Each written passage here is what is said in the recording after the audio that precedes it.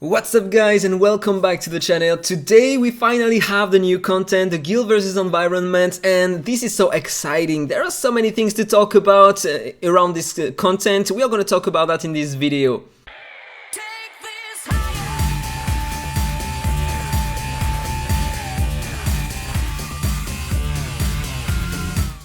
So, this is the first screen you meet when you launch the content for the first time. So, there are three different fortresses. The one that is ungarrisoned, that means you don't have any hero inside, but it is taken, that means you made the fight. Then you have that one, the garrison one, and the untaken, okay? In order to produce some Cheroit, I think you pronounce it this way, tell me in the comment below if I'm right. Once you garrisoned one tower here, one fortress, then you are going to begin to produce Cheroit based on the level of the tower and the number of heroes in the garrison. You have different status on your heroes. You have some heroes you can fight only one time per day with the same hero in one fortress, really important to take into consideration. And you have also that status, that means your hero is deployed in a fortress, so you can't use him normally in battle. And then you need to take all fortresses during the guild versus environment. You have 13 days to do that, and once it's done, then you can fight the final boss here, and you are gonna get more rewards depending on the total amount of damage you can do. Talking about rewards, let's talk about it directly, okay? You have that button and you can see the individual rewards based on the Cheroits you get. I think all your guild are gonna get that. So you have in total, yeah, you get some skill ups, this is interesting. You get some food, some gems, and also some stamina, this is interesting. You have some specific items to upgrade stamps, and you have some rune stamps here. So you have 10 per individual rewards, and 10 normally here in the guild reward. So everybody is gonna receive that, I guess, I don't know exactly. And this is the guild reward, so you get more items to upgrade your gear, your stamps. You have more stamps, you have 10 more, so in total 20 here, and you have a lot of gems, so it's pretty interesting, right?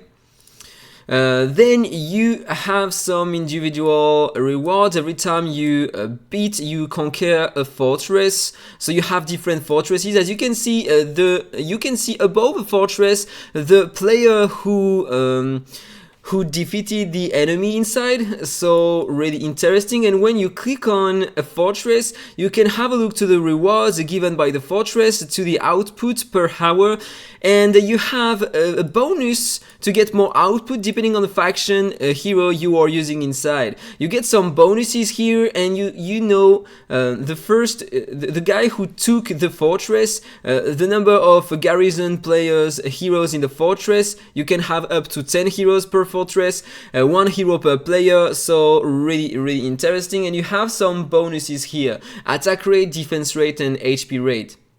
You have the number of the fortress and also the level here. Level 2, you get 12 per hour, okay? So if I have a look, for example, here, when you put a hero, you can see the impact it has on the fortress, how much Cheroit you are gonna get. Okay, it's changing on depending on the exclusives level of the hero, the awakening level, and the quality. I think this is related to the rarity of the unit you place inside. For example, if I put a hero from that faction, normally I should have more rewards, and yeah, I have plus 23, plus 18 here, but he has less exclusives on him. If I put my Aikina, where is my Aikina? Here 23, here I have 21, and maybe I have more with some other heroes. Yeah, no, the maximum is 21, apparently, if I'm using a hero outside of the faction. So yeah, pay attention to that, really important.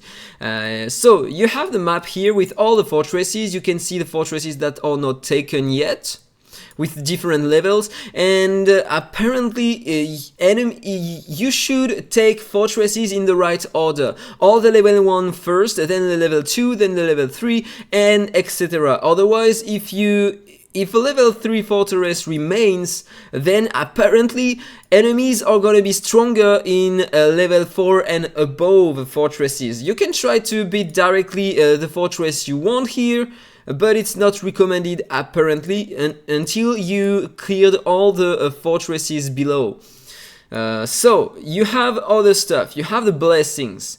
Depending on the Keroid you get here, you can increase some stats for your heroes, and I guess this is gonna upgrade the stats and the spells, the skills here, the extra effects, only for the marked the heroes from that mark, and you have the same buffs everywhere here. It costs basically 50 for the first one, then 75, and then I guess 100. And if I pay 100, yeah, it's increasing by 25 every time. You can increase up to 30 levels per mark. Okay, so pretty interesting. Let's equalize everything here for now. It doesn't cost that much, in fact, so we can do it without any problem.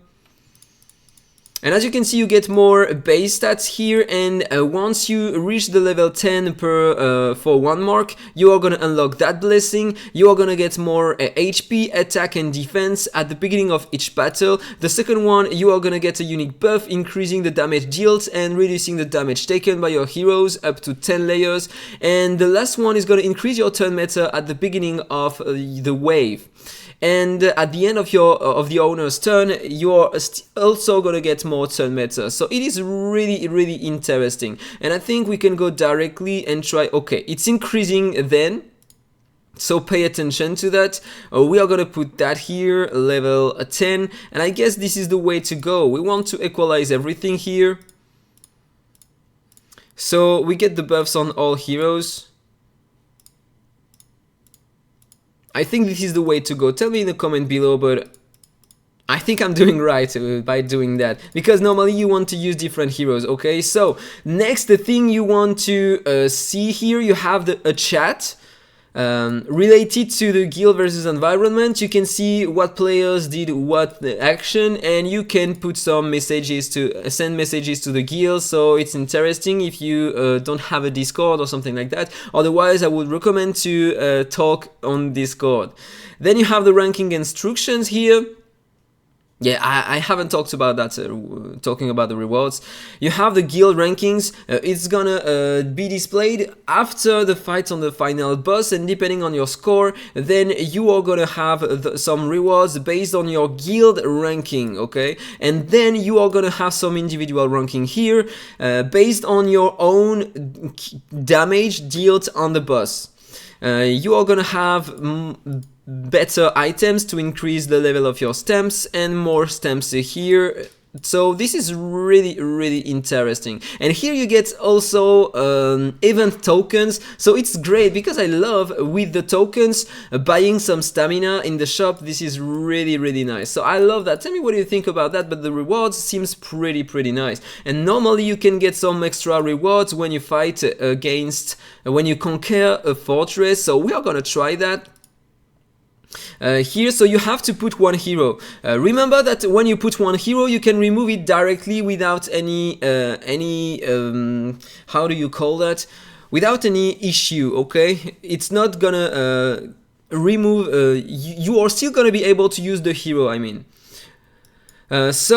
Hero from the Forgotten, do I have one? You know what, I'm gonna put Magdi here, because he is a great hero, and normally he is exclusive for. Do I have another one? Maybe Lukia would be better. Yeah, I'm gonna have more Cheroy thanks to her, so I'm gonna put her. And when you want to conquer a fortress, the hero you have in here, you are forced to use that hero during the battle, okay? So be careful when you do that.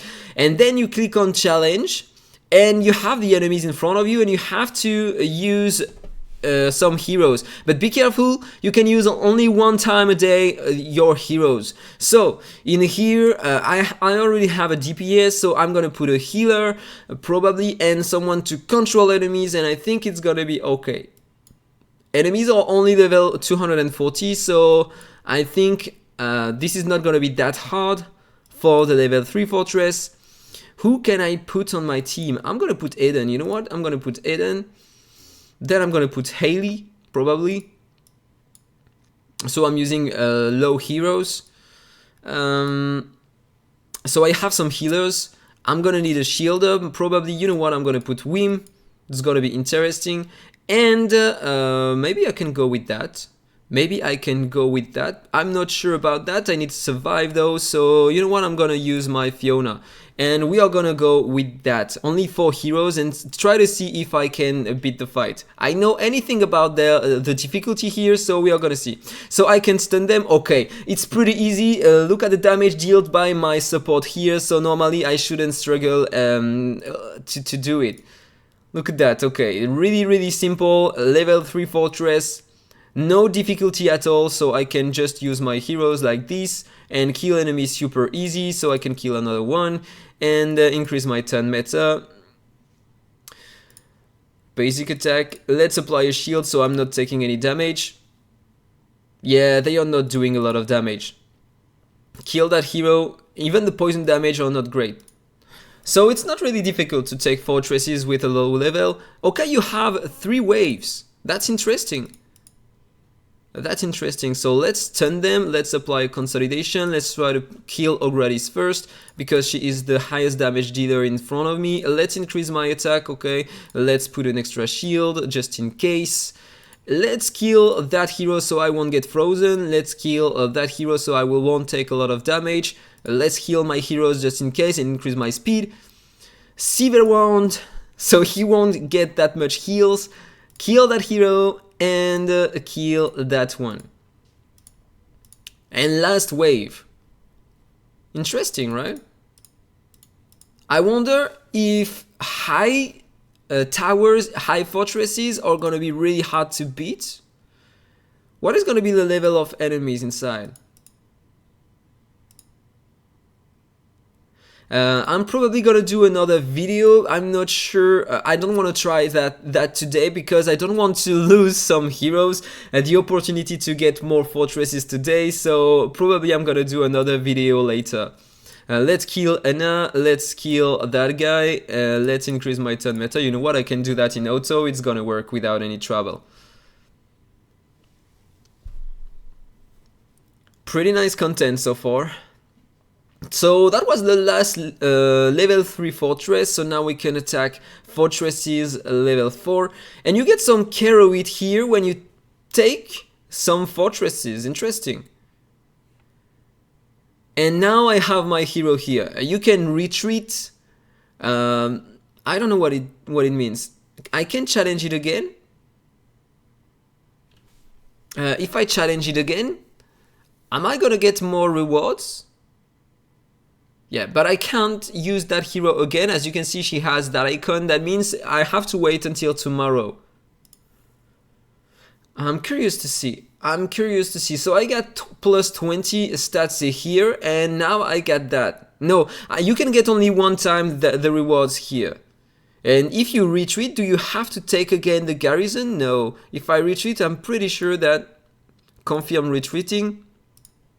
So this is the fortress, you have my icon above, and if I go back here, normally I can put again, no, I can't put her again, okay? So really important, so I'm gonna put my Magdi, or do I have another hero, exclusive 5 in that faction?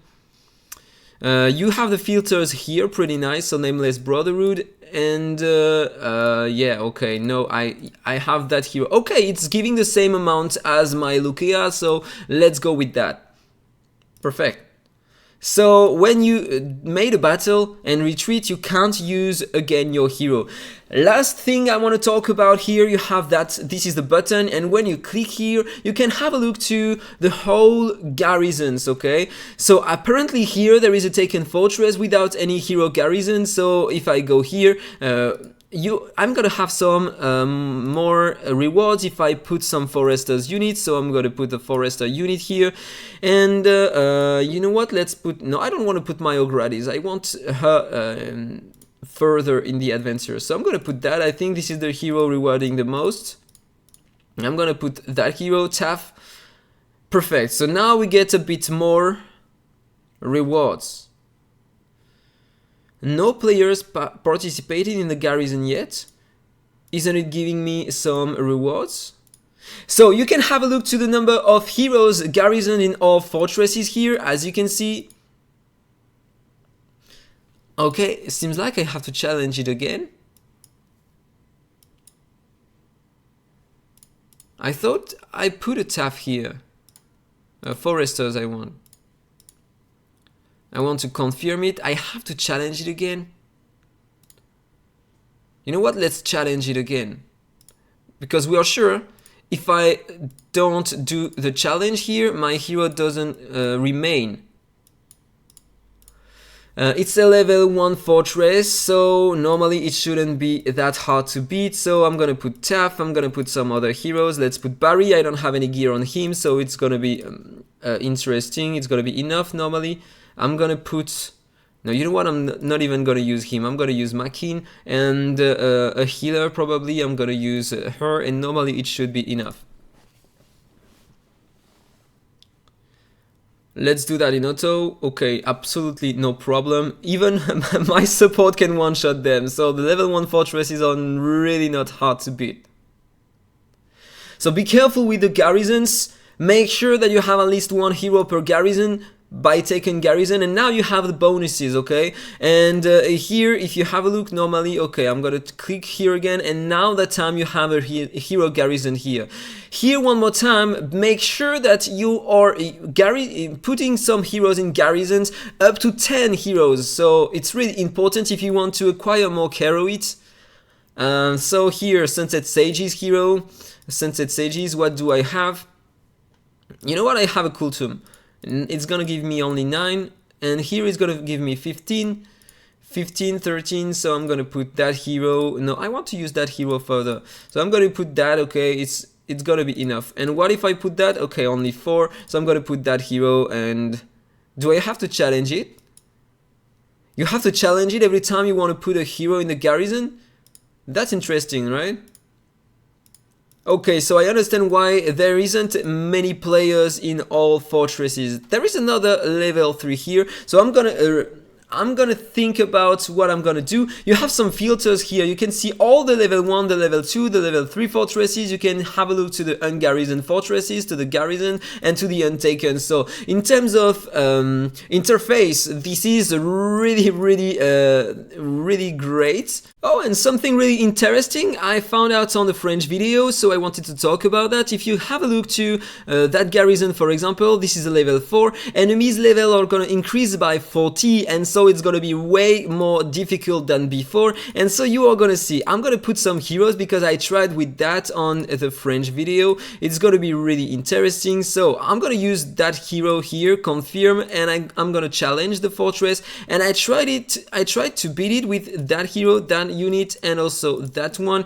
And you know what, I'm gonna put another hero, okay, because I thought my Sigmund would be enough to kill enemies in here, but in fact the level increased a lot and I died, okay. So I want to show that to you, and you're gonna see why this is really interesting. So I tried with that. I was like, okay, they are only level 280, I can tank them, it's gonna be super easy, but in fact it wasn't easy and I died. And so when you die, you can reuse your heroes right after. So this is really nice, a good information. That means basically you don't have to be feared about the content, about losing the fight. You can reuse your heroes right after, and this is a great feature, clearly a great feature. So you can adjust your teammate, your team. Look at that. I'm taking so many damage, I'm losing all my heroes. This is only a level 4 fortress, so yeah, it's gonna be a bit difficult to beat, depending on the heroes you are gonna use. And look at that, I lost. Couldn't beat the first wave. But I can retry. I can retry with the same heroes. As you can see, I can reuse my hero here, I can put again my heroes. Great information, right? And tell me what you think about that content, but it's really exciting and I can't wait to progress through that content and to try to beat the boss here. So have a nice day, see you soon, bye bye.